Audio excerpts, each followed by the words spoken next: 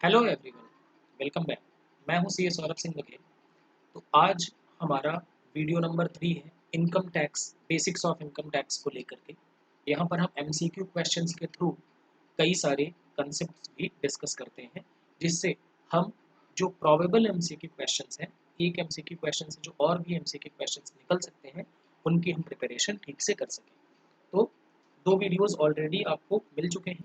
आप आई button click करेंगे तो वहाँ पे मिल जाएगा, या फिर आप यूपीपीसीएल अकाउंट्स असिस्टेंट का जो प्ले लिस्ट है उस पर आपको मिल जाएंगी चीज़ें, ठीक है ना। पीएसयूज़ के लिए, सभी पीएसयूज़ के लिए ये इस तरीके से इनकम टैक्स में क्वेश्चंस आते हैं। और मैं आपको पहले भी कह चुका हूँ कि क्वेश्चन बहुत एलिमेंट्री लेवल के होंगे, डिफिकल्ट क्वेश्चन नहीं पूछे जाएंगे, बहुत ही कंसेप्चुअल बेसिक क्वेश्चंस आपके एग्जाम में आएंगे, ठीक है। तो चलिए आज की क्लास शुरू करते हैं, कुछ एमसीक्यू क्वेश्चंस देखते हैं।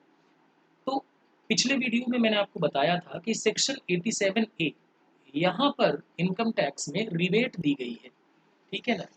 रिबेट दी गई है, किसको रिबेट दी गई है? रेसिडेंट इंडिविजुअल को, यानी ऐसा एकल व्यक्ति जो भारत में निवासी है और साथ ही साथ उसकी टोटल इनकम जो है वो टोटल इनकम 5 लाख से अधिक नहीं है। 5 लाख से अधिक नहीं है, यानी 5 लाख तक है तो उसको रिबेट मिलेगी। कितने की रिबेट मिलेगी? मैक्सिमम कितने की रिबेट मिल सकती है? 12,500 की रिबेट उसको मिल सकती है, ठीक है। रिबेट मिलेगी कितनी? टैक्स या फिर टैक्स लाइबिलिटी जो आ रही है, या फिर 12,500, इन दोनों में से जो कम हो। तो इन दोनों में से जो कम हो उसकी रिबेट मिल जाएगी अंडर सेक्शन 87A। तो सवाल ये है कि an resident individual can avail, ये होगा यहाँ पर, एन नहीं होगा, a resident individual can avail rebate under section 87A if his total income is up to 3,50,000, 5 lakh, 2,50,000, 12,500। कितने तक वो, कितनी टोटल इनकम है तो वो क्या कर सकता है?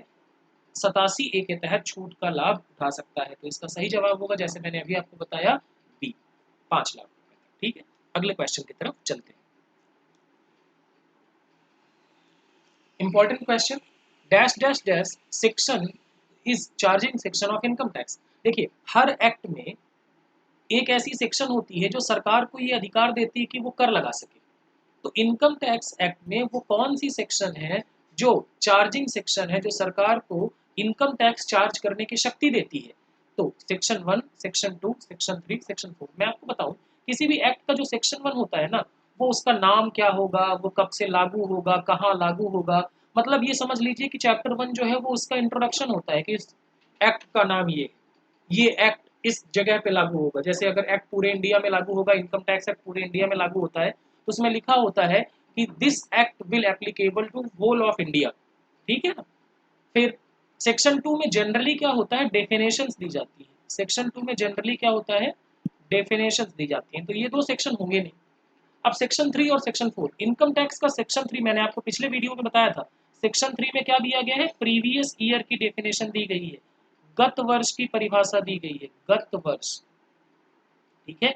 और सेक्शन 4 क्या है? Section 4 is the charging section of income tax. तो धारा 4 क्या है? इनकम टैक्स एक्ट का सबसे इंपॉर्टेंट सेक्शन है, ठीक है।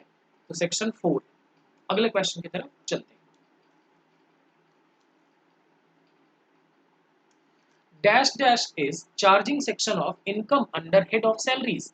कौन सा सेक्शन है जो सैलरी, वेतन शीर्षक से जो आय है उस पर कौन से सेक्शन के तहत, मतलब उसका चार्जिंग सेक्शन क्या है, उसके कौन से सेक्शन के तहत सैलरी से इनकम पर टैक्स लगाया जाता है?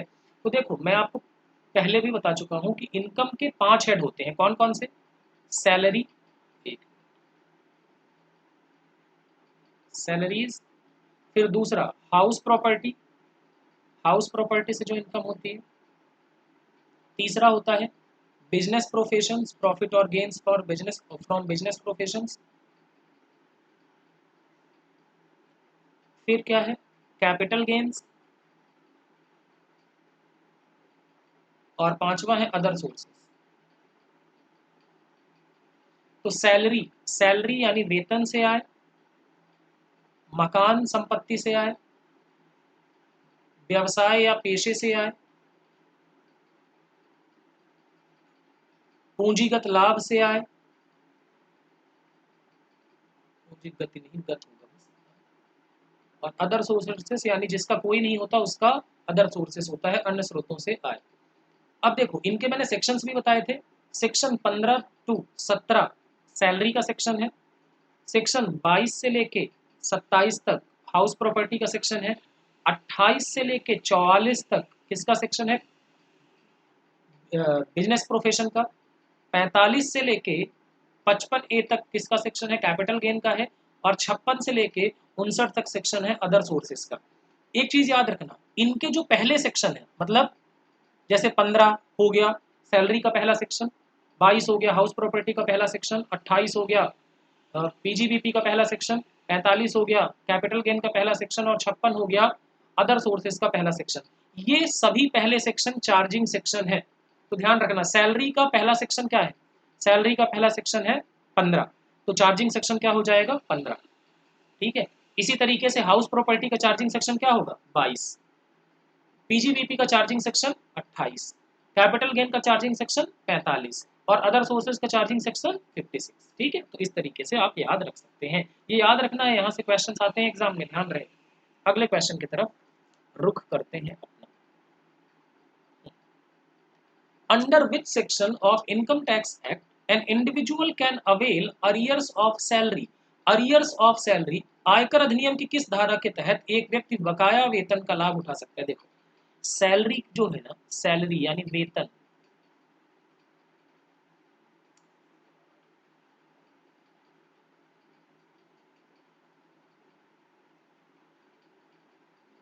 ठीक है ना, इसकी टैक्सेबिलिटी की बात करें तो ये होता है ड्यू और रेसिप्ट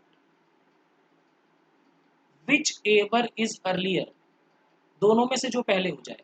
मान लो कि आपको दिसंबर महीने की सैलरी है, ठीक है, दिसंबर महीने आपने पूरा काम किया, ठीक है, दिसंबर महीने के बाद ये सैलरी क्या हो जाएगी? आपको ड्यू हो जाएगी, यानी आपको मिलनी चाहिए, लेकिन ये सैलरी मिली नहीं, ये सैलरी मान लो आपको मिली ही नहीं। तो अभी मान लो कि मार्च के बाद तक आपको ये सैलरी नहीं मिली है, ठीक है ना, ये सैलरी आपको 2 साल बाद मिली, तो आपके ऊपर टैक्स कब लगेगा बताइए? अभी लगेगा या 2 साल के बाद लगेगा? देखो टैक्स तो अभी आपके ऊपर लग जाएगा। ड्यू और receipt which ever is earlier, दोनों में से जो पहले है, ड्यू हो गया तो टैक्स लग जाएगा। अब मान लो मतलब ये जैसे ही सैलरी ड्यू होगी आपको दे होगी उसी महीने पे आपके ऊपर टैक्स लग जाएगा। अब समझना, मान लो कि आपको दिसंबर में 1 साल की एडवांस सैलरी मिल गई, 1 साल की आपकी एडवांस सैलरी मिल गई, अगले साल की आपने एडवांस में सैलरी ले ली, तो उस सैलरी पर जो एडवांस में आपने ली है उस सैलरी पर टैक्स कब लगेगा? अभी लगेगा या फिर जब वो ड्यू होगी तब? देखिए उस सैलरी पर टैक्स भी अभी लग जाएगा, क्योंकि रेसिप्ट पहले हो गया, प्राप्ति आपको पहले हो गई। सैलरी जब दे हो या जब प्राप्य हो, दोनों में से जो पहले हो, दोनों में से जो पहले घटना घटित होगी उस पर टैक्स लग जाएगा। अब एक बात बताओ, मान लो कि ये सैलरी जो है दिसंबर की, ठीक है ना, ये दिसंबर में ड्यू हो गई थी लेकिन मिली नहीं थी, प्राप्त नहीं हुई थी, तो ड्यू हो गई थी तो टैक्स लग गया। अब मान लो 2 साल बाद ये सैलरी मिली, आफ्टर 2 ईयर्स, तो ये सैलरी क्या हुई? रिसीव हुई। अब ये रिसीव हुई तो क्या इस पे फिर से टैक्स लगा देंगे? इस पर फिर से टैक्स नहीं लगेगा। क्यों नहीं लगेगा? क्योंकि आपको पहले से ही इस पर टैक्स लगाया जा चुका था। तो अब देखिए अरियर्स ऑफ सैलरी, अरियर्स का मतलब होता है पिछली सैलरी जब आपको इकट्ठा मिल जाए तो उस दशा में क्या होता है, आप क्या करते हैं, आप बकाया वेतन आपको 89 सेक्शन 89(1), सेक्शन 89(1) ध्यान रखना, अरियर्स ऑफ सैलरी, इस केस में आपको यहां पर रिबेट मिलती है, अरियर्स ऑफ सैलरी, ठीक है ना। भाई पिछले सालों में आपने उस पर टैक्स दे दिया है, अब इस साल वो सैलरी मिली तो आपकी इनकम तो इस साल बढ़ जाएगी, हो सकता है टैक्स की रेट भी ज्यादा हो, ठीक है, लेकिन इस साल आपको उस इनकम पर रिबेट मिल जाएगी। कौन से सेक्शन में रिबेट मिलेगी? सेक्शन 89(1), ध्यान रखना। 87A में किसकी रिबेट मिलती है? वो सबके लिए है, और 89(1) में क्या है? इंडिविजुअल्स के लिए, सॉरी सैलरी वालों के लिए, और वो भी सैलरी कब? जब एरियर्स होगी। और 87(1) में इंडिविजुअल्स के लिए है अगर उनकी इनकम 5 लाख रुपए तक, ठीक है। तो ध्यान रखना जब अरियर ऑफ सैलरी आए तो समझ जाना कि 89(1) की बात कर रहे हैं, धारा 89 उपधारा 1, ठीक है। आगे चलते हैं।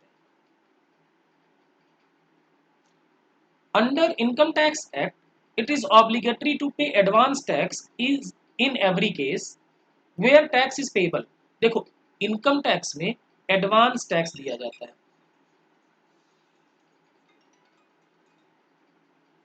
एडवांस टैक्स की अगर मैं बात करूं, एडवांस टैक्स क्या होता है कि पे एज यू अर्न, पे एज यू अर्न, जैसे जैसे कमाते जाएं वैसे वैसे। देखिए, आपको पता है कि प्रीवियस ईयर की इनकम कब टैक्सेबल होती है, असेसमेंट ईयर में। लेकिन आप प्रीवियस ईयर में ही उसको एडवांस टैक्स देना शुरू कर देते हैं। आपकी अगर आपका टैक्स किससे ज्यादा हो, 5,000 या उससे अधिक हो, 10,000 या उससे अधिक हो, 7,500 या उससे अधिक हो, या नन ऑफ द अबव, आयकर अधिनियम के तहत प्रत्येक मामले में अग्रिम कर का भुगतान करना अनिवार्य है जहां देय कर है।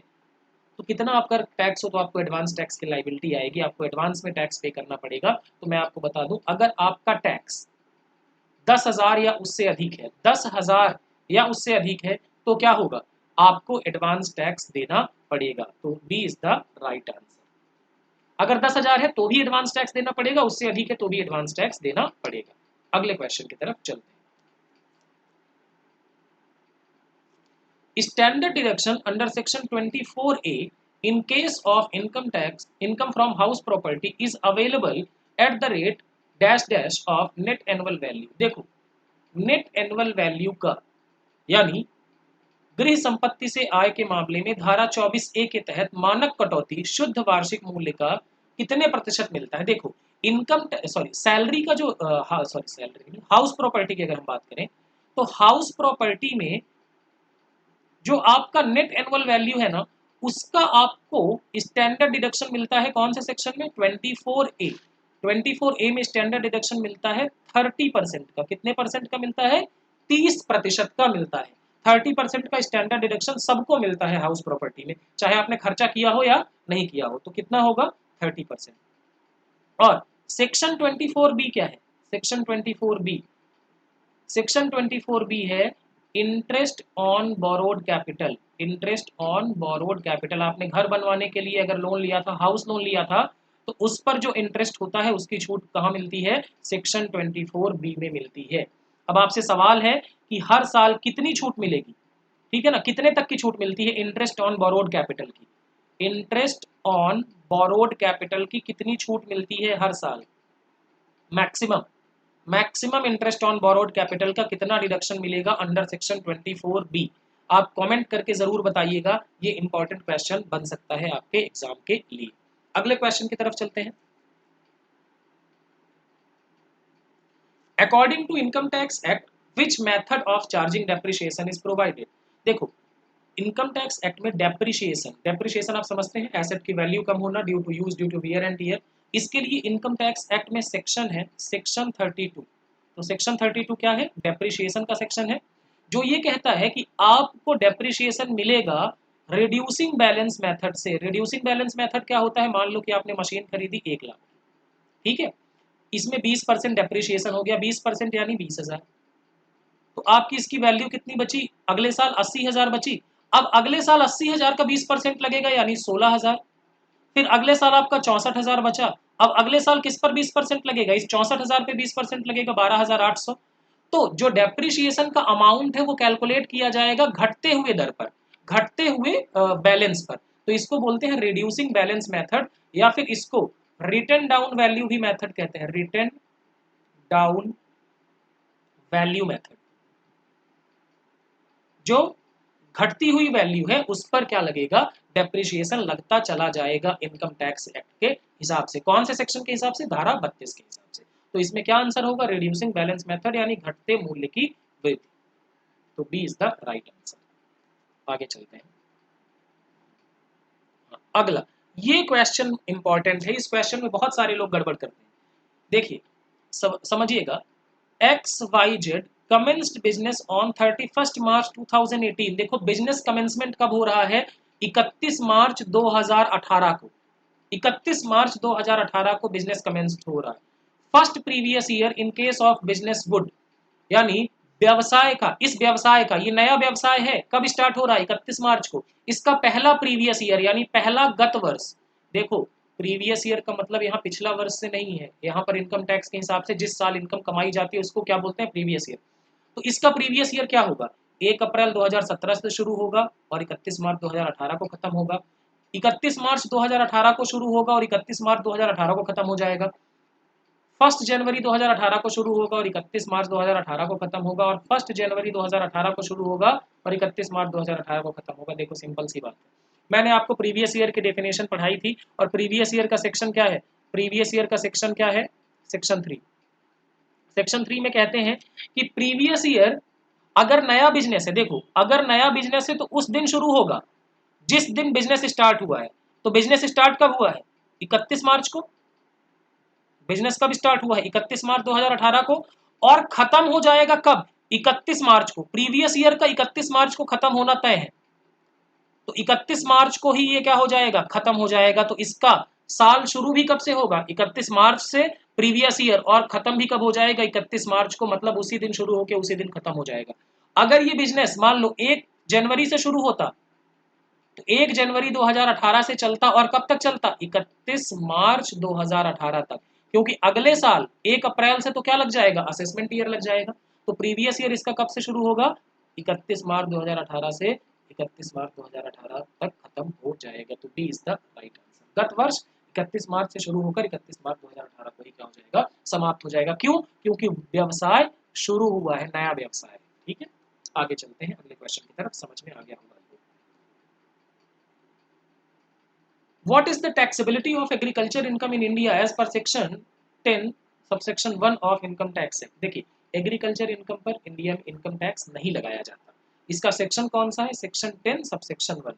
जो धारा 10 है ना, इसमें एग्जम्प्ट इनकम लिखी जाती है। एग्जम्प्ट इनकम जो है वो कौन से सेक्शन में बताई जाती है, सेक्शन 10 ऑफ इनकम टैक्स में। ठीक है, तो उसी में सेक्शन 10 सबसेक्शन 1 है जो कहता है कि एग्रीकल्चर इनकम पर यानी कृषि योग्य आय पर भारत में टैक्स नहीं लगाया जाएगा। तो कृषि योग्य आय भारत में क्या है, फुली एग्जम्प्ट है। क्या है, फुली एग्जम्प्ट है, पूर्ण रूप से कर मुक्त है, कर मुक्त है, पूरी तरह से इस पर टैक्स नहीं लगाया जाएगा।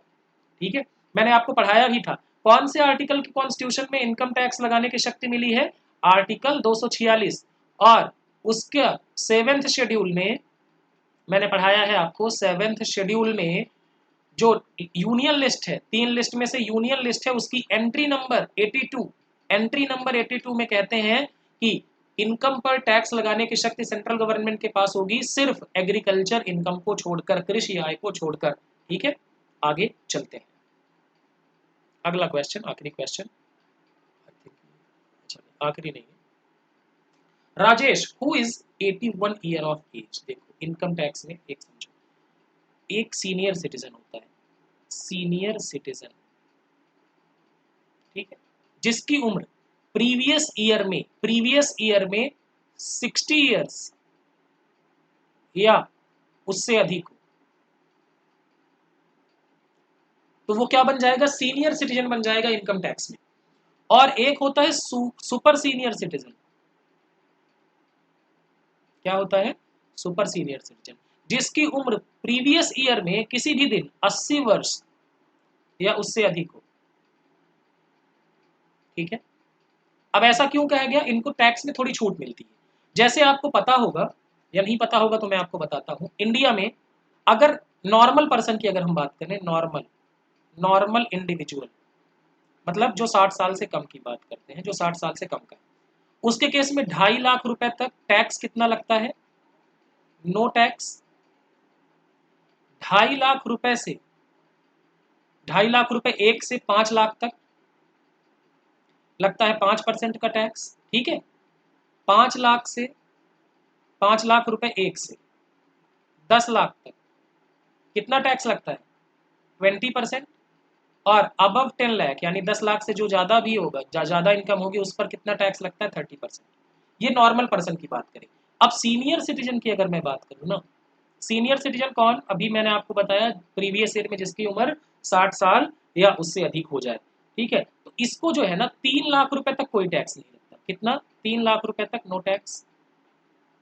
फिर 3 लाख रुपए 1 से 5 लाख तक 5%। ठीक है, 5 लाख से 5 लाख 1 से 10 लाख तक 20%, और अबव 10 लाख इसको कितना लगता है 30%। ठीक है। और सुपर सीनियर सिटीजन की अगर मैं बात करूं, सुपर सीनियर सिटीजन यानी अति वरिष्ठ व्यक्ति, तो इस केस में क्या होगा, इसको 5 लाख रुपए तक कोई टैक्स नहीं लगता, 5 लाख रुपए तक नो टैक्स। फिर 5 लाख 1 से 10 लाख तक सीधा 20% लगता है, इस केस में 5% टैक्स नहीं लगता। और 10 लाख से अबव, अबव 10 लाख कितना लगता है 30%। ठीक है, ये रेट याद रखना।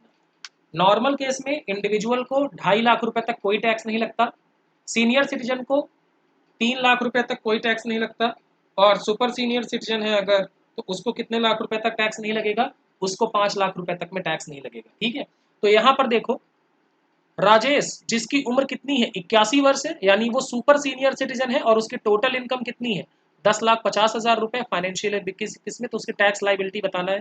तो आइए कैलकुलेट करते हैं। देखो टोटल इनकम कितनी है, ध्यान से देखना मेरे साथ। टोटल इनकम, टोटल इनकम है उसकी 10,50,000। ठीक है, अब देखो 5 लाख रुपए तक उसकी tax, up to 5 lakh, up to 5 lakh उसको टैक्स लगेगा क्या, नो टैक्स। ठीक है, फिर 5 लाख 1 से फ्रॉम टू 10 लाख कितना टैक्स लगेगा, 20% का टैक्स लगेगा, सुपर सीनियर सिटीजन है। तो 5 लाख रुपए पर 20% का टैक्स कितना होगा 1 लाख रुपए।